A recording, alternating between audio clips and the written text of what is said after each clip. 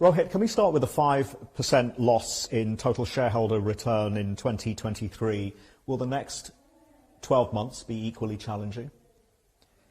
Well, look, we have a predominantly equities portfolio, so we can't be immune to movements in the market. In the last 1 year, you had MSCI All Country World Index down 9%, and it has impacted our portfolio too.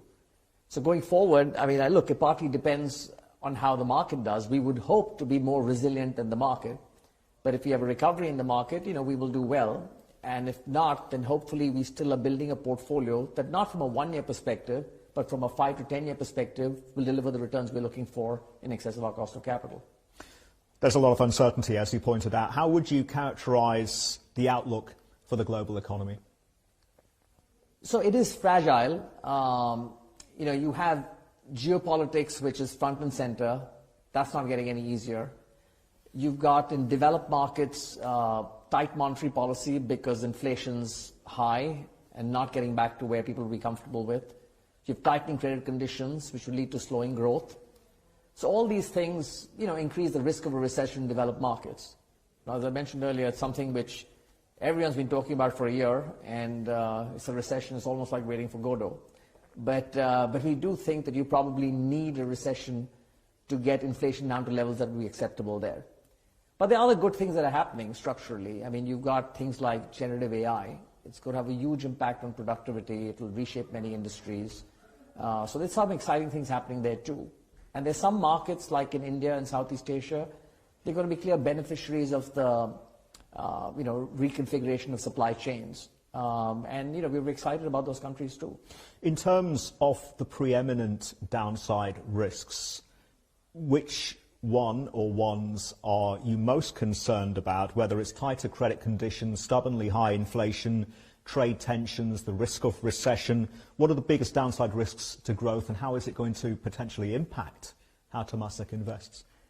So from a cyclical perspective, it's some of the things that you mentioned, monetary policy, tighter credit conditions, etc., which could lead to a risk of recession, which could lead to a decline in earnings, which markets are not factoring in right now in valuations. But that is just cyclical. And actually, I do think that any recession will be mild because of strong balance sheets both at the consumer and the corporate level. And that, I think, would be an investment opportunity for us if we see those corrections. From a longer-term perspective, I would say the bigger risk is that around geopolitics. Because that really creates fundamental issues around cost structures. It limits markets that companies have access to, and it's something we have to be very conscious about as we think about our investment strategy. Equity markets, they seem to be adjusting to higher for longer at the Fed and the tightening cycle, and there's a perception that the market multiples, and you touched on this, Rohit, are not reflecting the balance of risks out there. So is a deeper valuation reset coming, and how disorderly could any pullback be?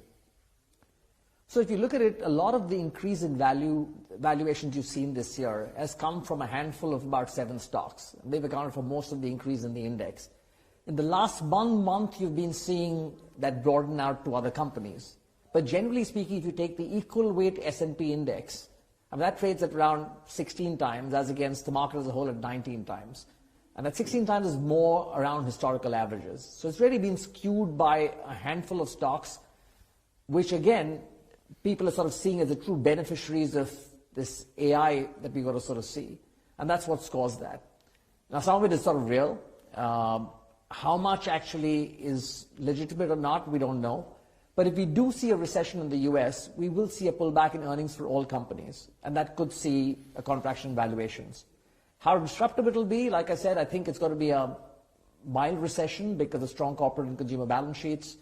Some investors will look through it. So a 10% correction, definitely possible. But probably may not be that violent, except maybe some segments of the market could be. But overall, I think it shouldn't be something which would be total catastrophe.